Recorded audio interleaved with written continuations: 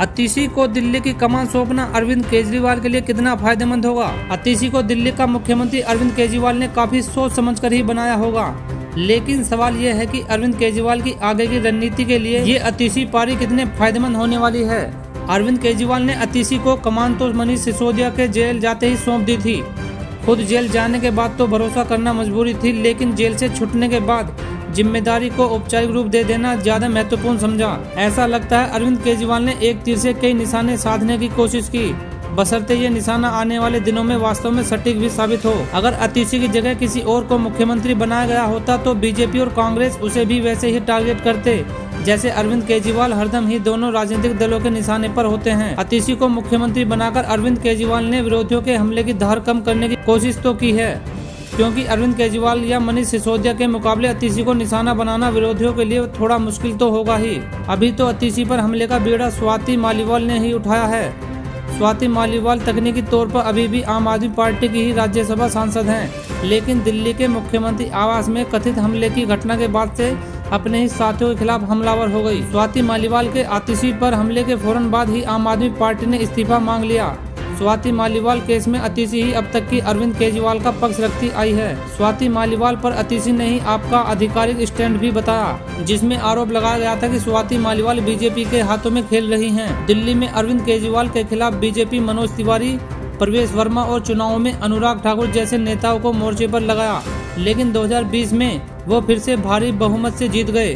अब आतिशी के खिलाफ भी वही नैरेटिव गढ़ने की कोशिश चल रही है, जो अरविंद केजरीवाल के खिलाफ दिल्ली ही नहीं पंजाब में भी नाकाम हो चुकी है। लोकसभा चुनाव के जरिए बीजेपी ने बांसुरी स्वराज को दिल्ली के मोर्चे पर तैनात किया। दिल्ली की मुख्यमंत्री रही सुषमा स्वराज की बेटी बांसुरी अब दिल्ली से संसद पहुंच चुकी हैं। बांसुरी स्वराज आते ही अरविंद केजरीवाल पर हमलावर हो गई, लेकिन अतीशी को टारगेट करना उनके लिए उतना आसान नहीं होगा। और चुनावों में अगर प्रधानमंत्री नरेंद्र मोदी और अमित शाह भी पिछले चुनाव की तरह कैंपेन करते हैं तो अरविंद केजरीवाल जितना आसान तो नहीं होगा। अतीशी को दिल्ली का मुख्यमंत्री बनाने का एक बड़ा फायदा तो अरविंद केजरीवाल के लिए यही होगा, राजनीतिक और प्रशासनिक अनुभव के फायदे। मुख्यमंत्री बन जाने के बाद भी आतिशी के कामकाज में कोई खास अंतर नहीं आने वाला। फर्क बस इतना होगा कि अब वो कैबिनेट की मीटिंग भी खुद ले सकेंगी और कोई भी फैसला लेने के लिए पहले की तरह अरविंद केजरीवाल की हस्ताक्षर का इंतजाम नहीं करना होगा। लेकिन इसका ये कतई मतलब नहीं है कि वो सब कुछ मनमाने तरीके से कर लेंगे।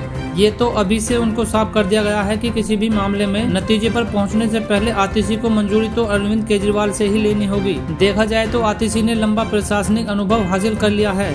2020 में वे पहली बार विधायक बनने के बाद 2023 में मनीष सिसोदिया के जेल चले जाने के बाद आतिशी को मंत्री बनाया गया, और अब अरविंद केजरीवाल के जेल से छूटने के बाद वो महज 4 साल में मुख्यमंत्री की कुर्सी पर बैठ रही हैं। अरविंद केजरीवाल ने 4 साल में ही वो सारी ही खूबियां हासिल कर ली जिनकी अरविंद केजरीवाल को दिल्ली विधानसभा चुनाव तक कदम कदम पर जरूरत पड़ने वाली है। जिस तरीके से अरविंद केजरीवाल की गैर मौजूदगी में आतिशी ने आगे बढ़कर मोर्चा संभाला, अरविंद केजरीवाल का हर जगह बचाव किया, राजनीतिक विरोधियों के खिलाफ कड़े तेवर अपनाए रखा और दिल्ली के उपराज्यपाल वीके सक्सेना और अफसरों से दो हाथ करती रही। साफ है कि आतिशी ने अरविंद केजरीवाल की नजर में खुद को परफेक्ट साबित कर दिया। देखा जाए तो आतिशी की भूमिका तो रबर स्टाम्प सीएम वाली ही है, लेकिन रबर स्टाम्प जहां भी लगाना हो वहां ठीक से लगे, इसमें कोई शक नहीं होना चाहिए। आतिशी अरविंद केजरीवाल के मन की हर बात को हकीकत में अमल में भी लाएगी, इस बात की पूरी गारंटी लगती है। कठपुतली सीएम बताने के फायदे। आतिशी को दिल्ली का मुख्यमंत्री बनाया जाना अरविंद केजरीवाल के लिए और भी फायदेमंद हो सकता था, अगर आम आदमी पार्टी के सारे नेता एक स्वर में उनकी वैलिडिटी नहीं समझा रहे होते। देश विदेश की खबरों से जुड़े रहने के लिए हमारे चैनल को लाइक करें, सब्सक्राइब करें और कमेंट्स करें।